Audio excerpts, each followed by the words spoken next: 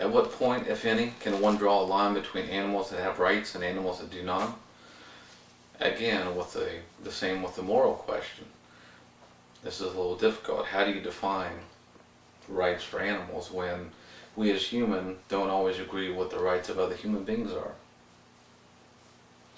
Human beings are at the top of the animal kingdom, or at least we like to think we are.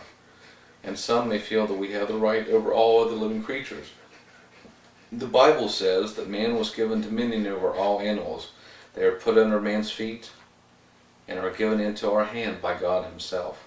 According to many Bible studies, man has the right to control animals, confine them, and require them to obey us. They are required to serve our purposes, to meet our needs. They are not at liberty and do not have the right to come and go or act as they please. They are here to serve man's needs. This is from Christian teachings, which are not followed by all, but the Bible is still a good guide and reference for what is right and wrong, even if you aren't religious. Is our tendency to overly personify animals a fault of decades of Walt Disney movies? Most of us can relate to Dumbo, The Little Mermaid, although she wasn't an animal, but Sebastian the Crab, and all the other animals over the years we've seen, Finding Nemo, whatever it may be. The car in the movie Cars, I mean, as an inanimate object that's personified, and it's something that a lot of us can connect to. It's like, how far has this desensitized us, or how far has this overly sensitized us to, animal rights, personifying us like these wonderful creatures, which, and they are wonderful things, but when it comes down to it, it's like, I love my dog. It's like, I have many other pets that I care for and I have cared for in the past. But if it came down to saving another human being's life by giving her up for research, could I do that easily? No. Would I want to do that? No. But if it came down to myself, or especially one of my family members, my wife or daughter, would I? Yes. I mean, I would. If I felt it's like giving her up to medical research would give me the answer to save the lives of one of my loved ones, I would do it. Does that make me immoral? Does that make me wrong? I don't believe so. And I don't feel or believe that anyone else who will be in a similar situation would not do the same thing. If you need medical care, you need some type of vaccine, some kind of procedure, anything medical, or not just medical. It could be behavioral, because animals have been used in behavioral science as well. But if you knew that the knowledge and the techniques or the vaccines developed to use to save your life or to make your life better originally came from using animals in medical research, would you turn it down? I don't believe you would. Most people wouldn't.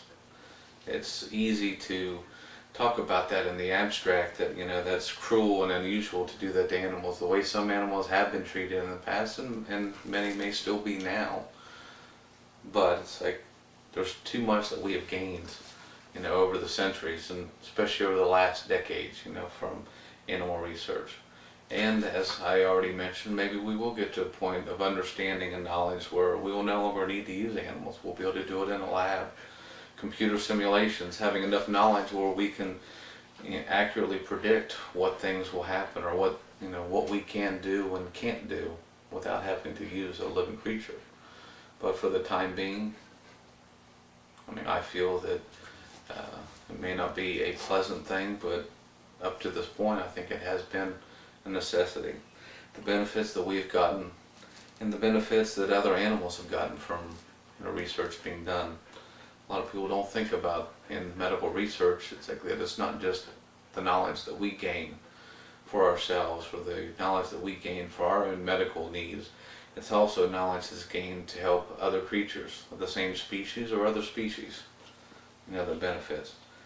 You do, as an example, they do research on a golden retriever like this dog, like Annie here. That could have, saved her life. Could save her life. I had an animal, he was a black lab. We had to put him to sleep after he was 2 years old. He had a rare disease, endocarditis, which is a very deadly disease to animals. They know a lot more about it than they used to. and they've come a long way with being able to identify it early and to cure that. They haven't yet, so he wasn't sacrificed, he died from the disease. But we did donate his tissues to the University of Florida, their veterinary school, to use that for research. So hopefully somewhere down the road with his sacrifice, and maybe the sacrifice of other animals, that disease for animals will be cured.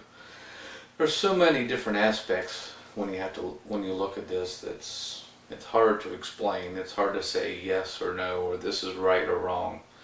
It's sometimes personal and sometimes it's situational. What the situation is, if it's right for this situation or not. So, is the use of animals in medical research justified or right?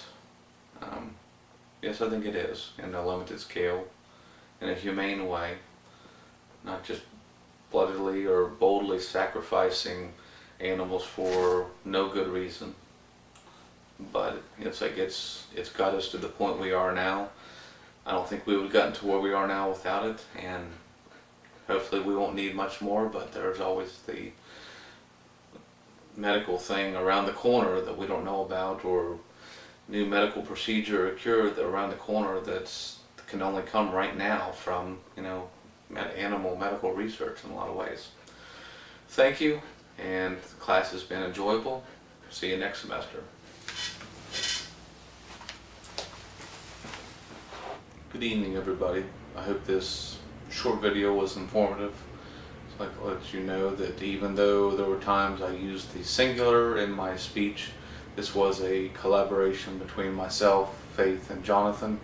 This was not an easy subject. We did not agree totally on the topic.